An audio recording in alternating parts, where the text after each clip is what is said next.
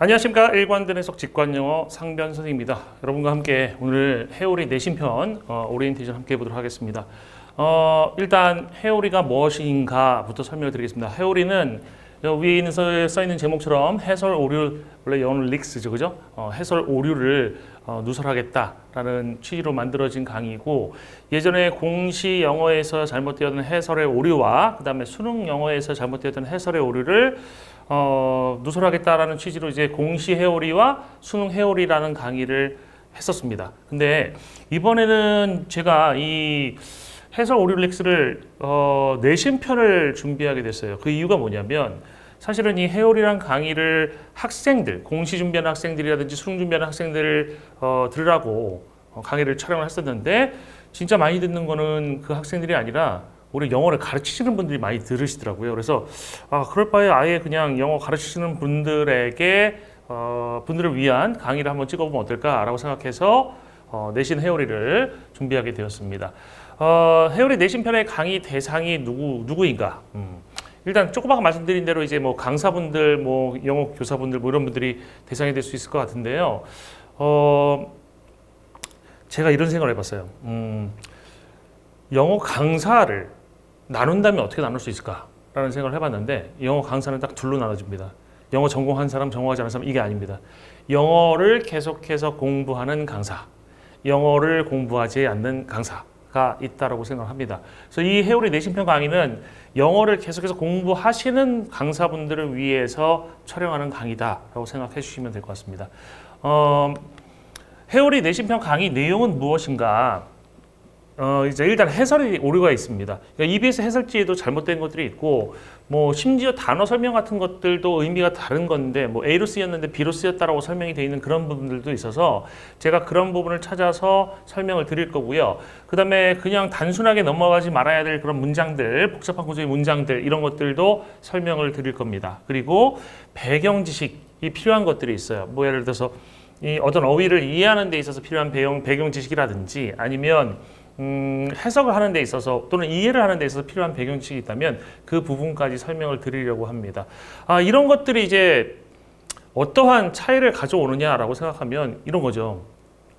그냥 해설지에 있는 그대로의 내용을 똑같이 가르치는 강사와 해설지가 틀린 것까지 찾아서 정확히 알려주는 강사의 차이를 가져올 수 있는 것이라 생각합니다. 그래서 후자의 분들은 이제 학생들에 의해서 이제 존경을 받을 수도 있고요. 믿을 만한 선생님이구나. 우리 선생님이 정말 뛰어나신 분이구나 라는 생각을 가질 수 있기 때문에 학생들한테 더 좋은 반응이 나올 수도 있을 것 같고, 그 다음에 학생들이 계속해서 꾸준히 그 선생님의 강의를 들을 수 있는 원인이 되지 않을까 싶습니다. 해오리 내신편에서는 뭐 이제 내신이라고 하면 이 세 가지가 있잖아요. 부교재가 있고, 학력평가가 있고, 교과서가 있는데, 제가 다룰 수 있는 영역은 일단 교과서는 아닌 것 같아요. 교과서는 내용 자체가 쉽고, 교과서 같은 경우는 이미 뭐 자습서라든지 이런 게 잘 만들어져 있기 때문에 제가 다룰 부분은 아닌 것 같고요.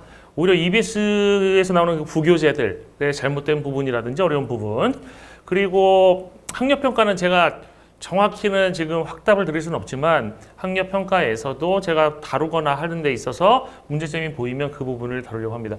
부교재는 아마 EBS 뭐 올림포스라든지 뭐 아니면 수능 특강 라이트라든지 수능 감잡기라든지 뭐 리딩 파워라든지 이런 책들이 있잖아요. 학교에서 부교재로 많이 쓰는 책들, 그 교재들에서 틀린 부분만 뽑아서 또는 문제되는 부분, 어려운 부분만 뽑아서 강의를 해드리려고 하고요. 제 강의 내용은 이게 학생들을 위한 강의가 아니라 선생님들, 강사분들을 대상으로 하는 강의이기 때문에 핵심만 딱딱 알려드리는 방식으로 가장 짧은 시간에 다루도록 하겠습니다. 강의 업로드는 제가 이걸 확답을 드릴 수가 없어요. 그러니까 확답을 드릴 수가 없고, 저도 이제 내신 강의를 하다 보니까 시간이 많이 쫓기더라고요. 그래서 그 내신 강의 준비를 하고 막 이러다 보면 시간이 없을 수도 있는데, 어쨌든 시간을 내서 일주일에 최소 한 편 정도 이상은 찍어서 올리려고 노력을 할 겁니다. 한번 찍는다고 하면은 한 편보다는 많이 찍지 않을까 싶긴 한데요. 어쨌든 간에 최소 한 편 이상 찍어서 올려드릴 거라고 생각하고요. 선생님들 같은 경우는 이게 이제 유료 강의로 다 올라가다 보니까 그 유료 강의 결제를 하시고 나서 기다리시는 기간이 길어지면 문제될 수도 있잖아요. 그래서 제 생각은 이 강의가 어느 정도 강의가 올라간 이후에 강의를 들으시면 좋을 것 같아요.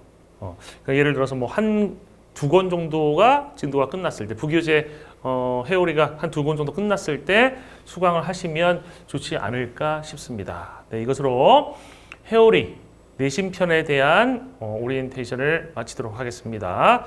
수업 시간에 뵙기를 바라겠습니다. 감사합니다.